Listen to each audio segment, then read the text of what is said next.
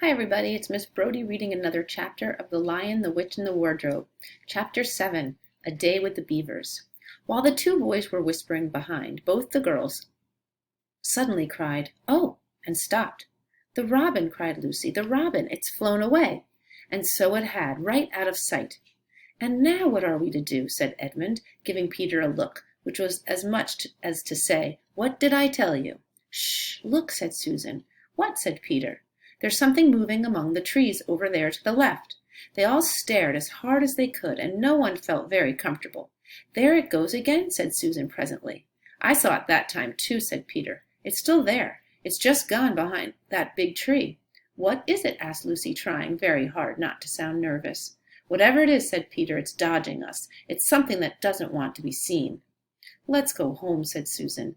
And then, though nobody said it out loud, everyone suddenly realized the same fact that Edmund had whispered to Peter at the end of the last chapter. They were lost. "What's it like?" said Lucy. It's a kind of animal," said Susan. And then, "Look, look, quick, there it is."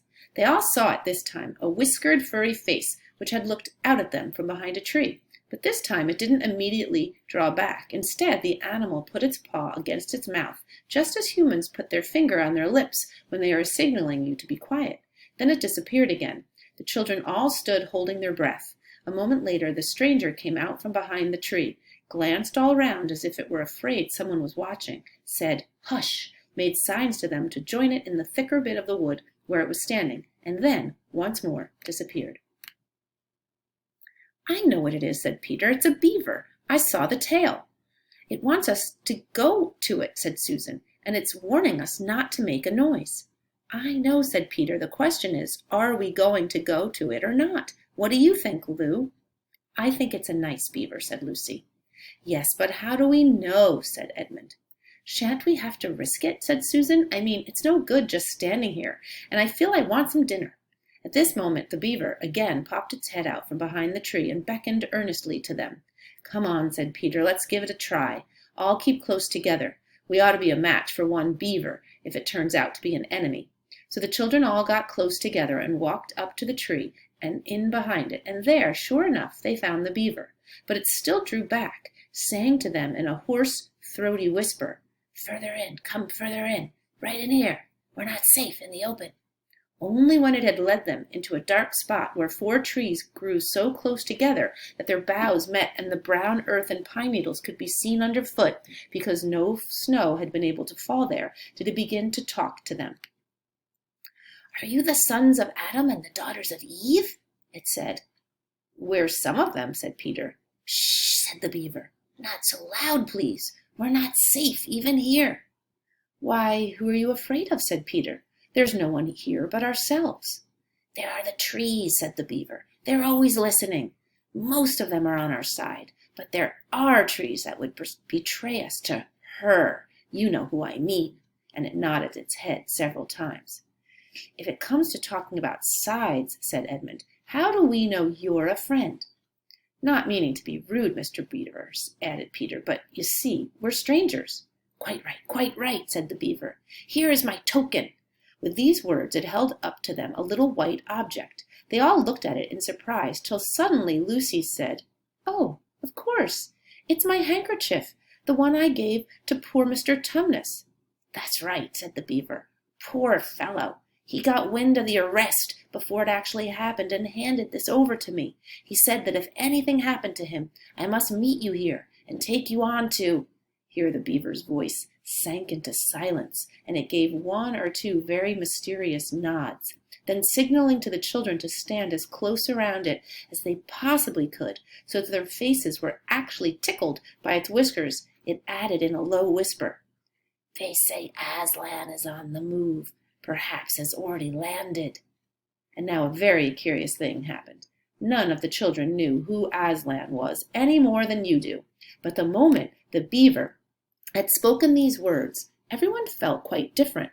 Perhaps it has sometimes happened to you in a dream that someone says something which you don't understand, but in the dream it feels as if it had some enormous meaning, either a terrifying one which turns the whole dream into a nightmare, or else a lovely meaning, too lovely to put into words, which makes the dream so beautiful that you remember it all your life and are always wishing you could get into that dream again. It was like that now. At the name of Aslan, each one of the children felt something jump in its inside. Edmund felt a sensation of mysterious horror. Peter felt suddenly brave and adventurous. Susan felt as if some delicious smell or some delightful strain of music had just floated by her. And Lucy got the feeling you have when you wake up in the morning and realize that it is the beginning of the holidays or the beginning of summer. "And what about Mr. Tumnus?" said Lucy. "Where is he?" "Shh!" said the Beaver. "Not here. I must bring you where we can have a real talk and also dinner." No one except Edmund felt any difficulty about trusting the Beaver now, and everyone, including Edmund, was very glad to hear the word dinner. They therefore all hurried along behind their new friend, who led them at a surprisingly quick pace, and always in the thickest parts of the forest for over an hour. Everyone was feeling very tired and very hungry when suddenly the trees began to get thinner in front of them, and the ground to fall steeply downhill. A minute later they came out under the open sky, the sun was still shining, and found themselves looking down on a fine sight. They were standing on the edge of a steep, narrow valley, at the bottom of which ran, at least it would have been running if it hadn't been frozen, a fairly large river. Just below them a dam had been built across this river, and when they saw it, everyone suddenly remembered that of course beavers are always making dams, and felt quite sure that Mr. Beaver had made this one. They also noticed that he now had a sort of modest expression on his face, the sort of look people have when you are visiting a garden they've made or reading a story they've written. So it was only common politeness when Susan said, "What a lovely dam!" and Mr. Beaver didn't say, "Hush," this time, but merely a trifle, and it isn't really finished."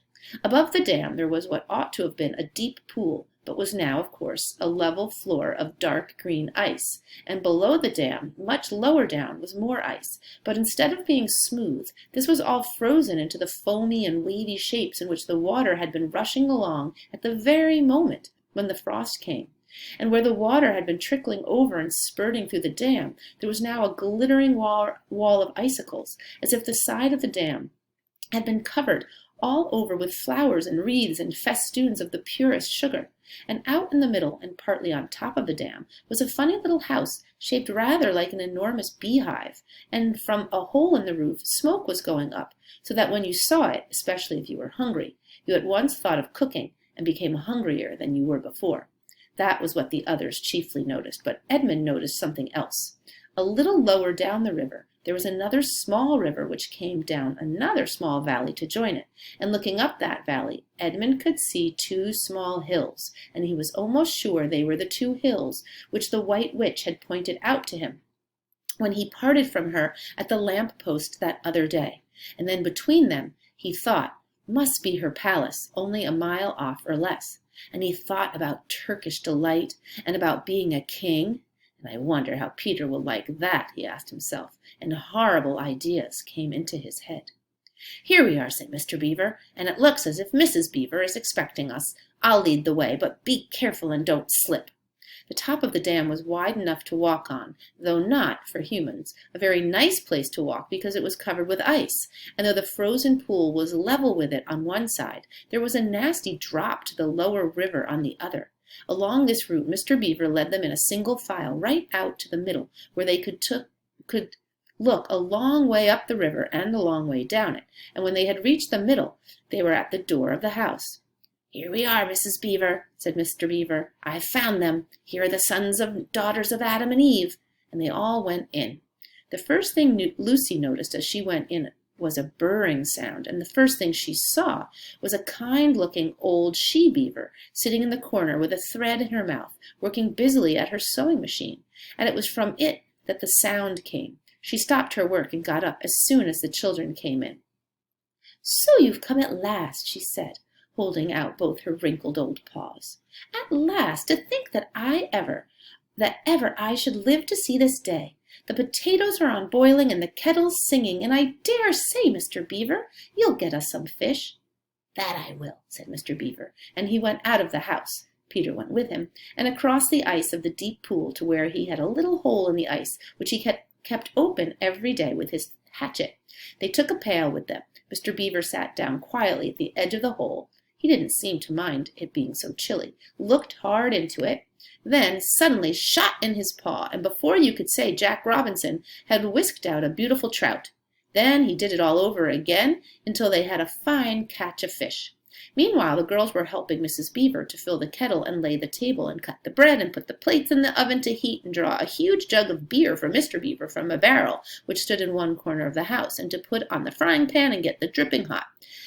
Lucy thought the Beavers had a very snug little home, though it was not at all like Mr. Tumnus's cave. There were no books or pictures, and instead of beds there were bunks, like on board ship, built into the wall, and there were hams and strings of onions hanging from the roof, and against the walls were gumboots and oilskins and hatchets and pairs of shears and spades and trowels and things for carrying mortar in and fishing rods and fishing nets and sacks, and the cloth on the table, though very clean, was very rough.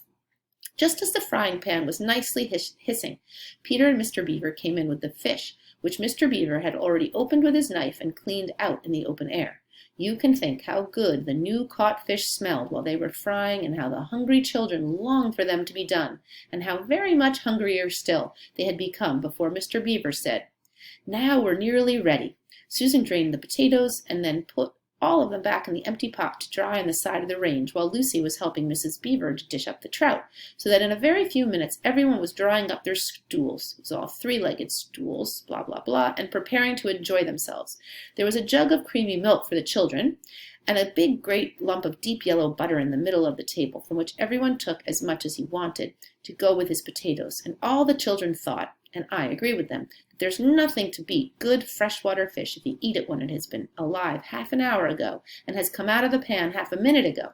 And when they had finished the fish, Mrs. Beaver brought unexpectedly out of the oven a great and gloriously sticky marmalade roll, steaming hot, and at the same time moved the kettle onto the fire, so that when they had finished the marmalade roll, the tea was made and ready to be poured out. And when each person had got his or her cup of tea, and each person shoved back his or her stool, so as to be able to lean against the wall, and gave a long sigh of contentment.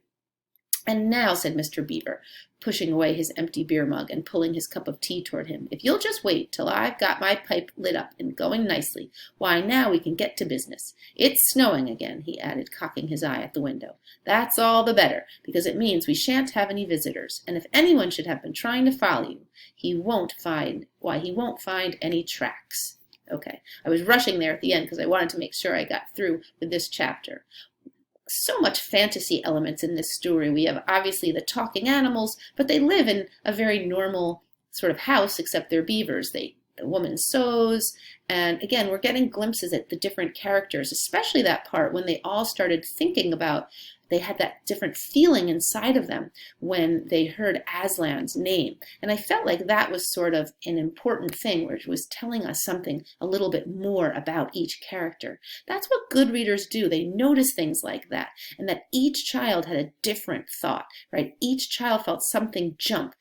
Edmund felt mysterious horror. Well, that kind of makes sense, right, from what we know, because Edmund has this secret that he's not telling the others, and he still might be a little bit under the spell of the witch.